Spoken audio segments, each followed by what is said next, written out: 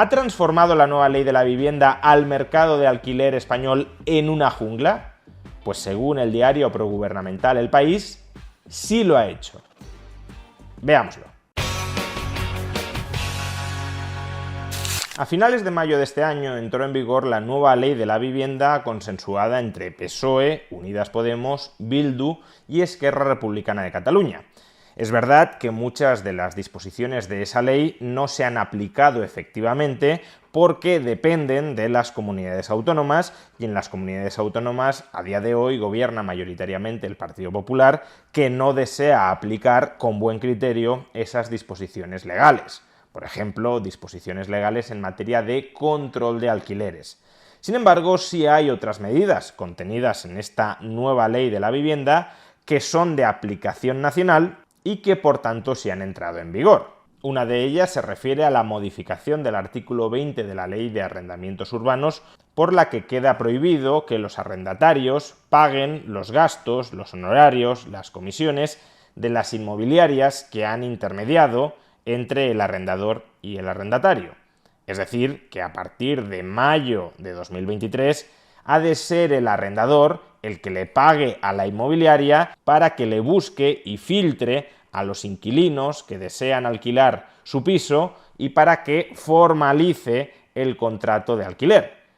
Textualmente, el nuevo artículo 20 de la Ley de Arrendamientos Urbanos reza lo siguiente: los gastos de gestión inmobiliaria y los de formalización del contrato serán a cargo del arrendador y no hay posibilidad de pacto en contra respecto a este nuevo precepto de la Ley de Arrendamientos Urbanos, modificado con la nueva Ley de la Vivienda. En principio, debería resultar irrelevante qué parte, arrendador o arrendatario, se hace cargo de los gastos de intermediación del contrato de alquiler. Si hasta ahora se hacía cargo el arrendatario y a partir de ahora se tiene que hacer cargo el arrendador, lo que debería suceder es que el arrendador incrementara proporcionalmente la renta mensual del alquiler para recuperar con la misma los gastos de los que antes se hacía cargo el arrendatario.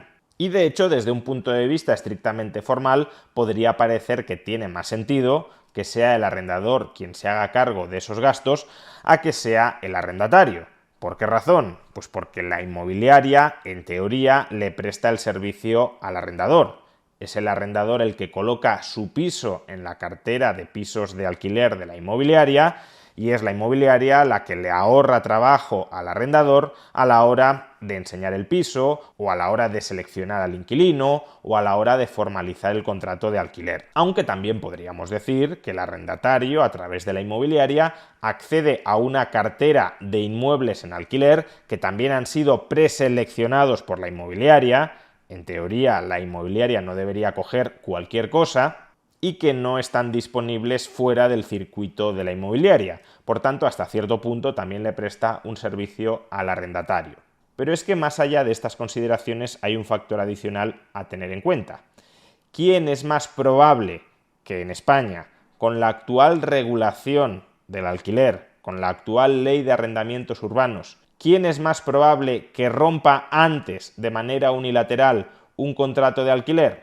¿El arrendador o el arrendatario? Pues dado que la ley de arrendamientos urbanos restringe muchísimo la capacidad del arrendador para romper unilateralmente el contrato de alquiler antes de un periodo de 5 años, es más probable que quien rompa unilateralmente un contrato de alquiler sea el arrendatario. Y esto sí puede tener su relevancia a la hora de negociar quién soporta la comisión de agencia. Si un arrendador se enfrenta a una rotación muy alta de inquilinos, cada vez que un inquilino, cada vez que un arrendatario rompa unilateralmente el contrato de alquiler, debería volver a llevar el piso a la agencia inmobiliaria y debería volver a pagar una comisión para que ésta le gestione un nuevo alquiler. Por eso, hasta cierto punto, tiene sentido que le traslade la comisión al arrendatario y se convierta en una especie de coste hundido de este para que no cambie continuamente de alquiler en cuanto encuentre una mejor oferta en el mercado. Si fuera, por el contrario, el arrendador quien tuviese mucha capacidad y mucha costumbre de romper a corto plazo los contratos de alquiler de manera unilateral, entonces tendría sentido que la comisión la pagara en un principio el arrendador.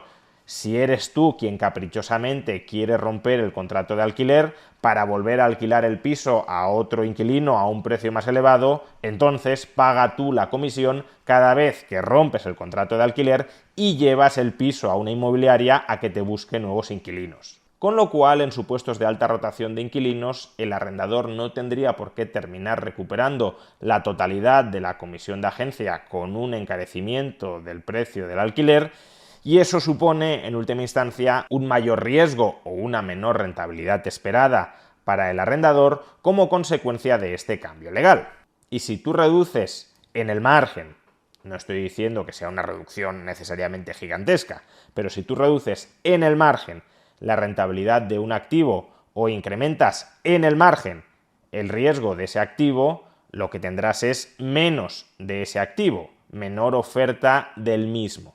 Y eso es lo que podría estar ocurriendo ya con el mercado del alquiler en España, al menos según el diario progubernamental El País, que cada vez hay menos oferta de alquiler porque los antiguos arrendadores, en la medida en que la nueva ley de la vivienda ya les está complicando o se espera que les vaya a complicar la gestión de sus alquileres, están optando por la alternativa de vender sus inmuebles.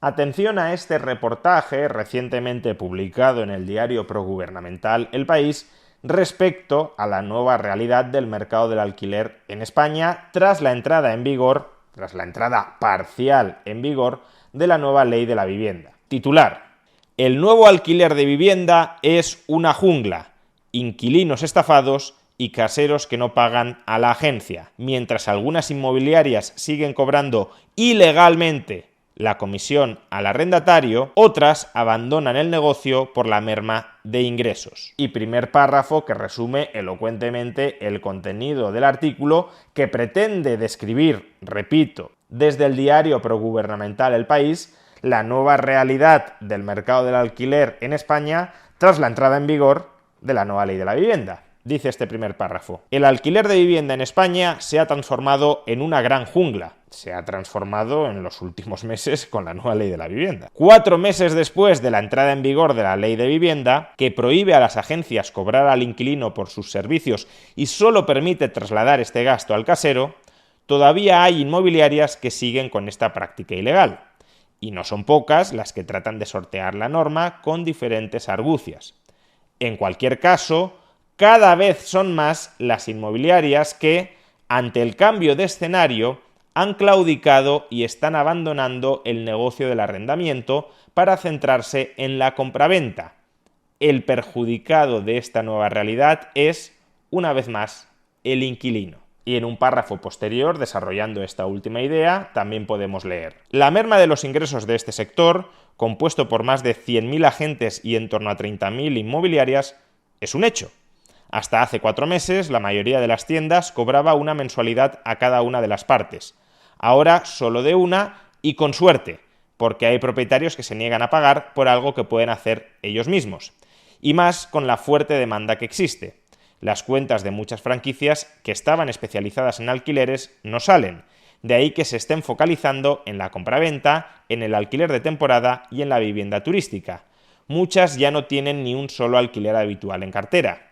Quitar a un gestor profesional es un problema para el inquilino, que se va a encontrar con contratos leoninos y subidas de rentas. Es decir, que estamos asistiendo a un doble proceso. Por un lado, hay inmuebles que se alquilaban y ahora pasan a venderse, y por otro está teniendo lugar un proceso de desintermediación del mercado inmobiliario español. En lugar de que arrendador y arrendatario conecten entre sí a través de un intermediario profesionalizado, la agencia inmobiliaria, intentan conectar entre sí por fuera de la inmobiliaria. Y eso en algunos casos puede funcionar estupendamente, porque si eres rápido en encontrar un arrendador y un arrendatario que encajen adecuadamente en sus preferencias y necesidades, pues te ahorras las comisiones del intermediario. Pero la desaparición de gestores profesionales probablemente conduzca a que haya inquilinos y a que haya arrendadores que no lograrán enlazarse, encontrarse entre sí. De tal manera que habrá inquilinos que habrían encajado muy bien con ciertos arrendadores que se quedarán sin alquilar, y habrá arrendadores que alquilarán sus inmuebles a inquilinos que no encajan adecuadamente en el perfil que estaban buscando y a los que impondrán, como dice el artículo, condiciones leoninas para tratar de compensar el que su perfil no encaje en lo que estaban buscando.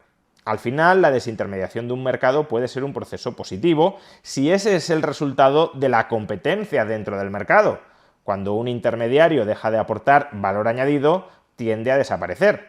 Sin embargo, que desaparezcan los intermediarios porque lo impone la ley puede dar lugar a un proceso ineficiente, porque en aquellos casos en los que sí generaban valor añadido y por tanto las partes no tenían incentivos a desintermediar, ahora a esas partes se les impide o se les encarece recurrir a ese intermediario y por tanto se quedan sin alcanzar un acuerdo que sea mutuamente beneficioso para ambos. Por tanto, menos pisos en alquiler y un alquiler menos profesionalizado, es decir, más dificultades para que la gente que quiere alquilar pueda alquilar. Y recordemos a este respecto que el perfil de personas que desean alquilar no es necesariamente el mismo, no siempre coincide con el perfil de personas que potencialmente podrían estar interesadas en comprar. Es verdad que hay personas que o compran o alquilan, y si se reduce la oferta de alquiler y se incrementa la oferta de venta de inmuebles, pueden pensar que su situación ha mejorado. Quería comprar, no podía comprar y tenía que alquilar, pero ahora hay más oferta de inmuebles a la venta, por tanto tendré mayores facilidades para comprar. Es verdad que ese trasvase de inmuebles desde el alquiler a la compraventa puede beneficiar a algunas personas, pero desde luego también habrá muchas otras perjudicadas. No todo el mundo que pretende alquilar quiere comprar. Un estudiante que desee trasladarse a Madrid, a Barcelona, a Málaga, a Valencia para estudiar necesita un piso de alquiler. No necesita comprar un piso para poder estudiar en una de estas ciudades. Asimismo, un trabajador joven que haya encontrado un empleo que no sabe si va a ser persistente en el tiempo en alguna gran ciudad, lo que necesita es alquilar, no comprar si no sabe si va a mantener ese empleo en el tiempo.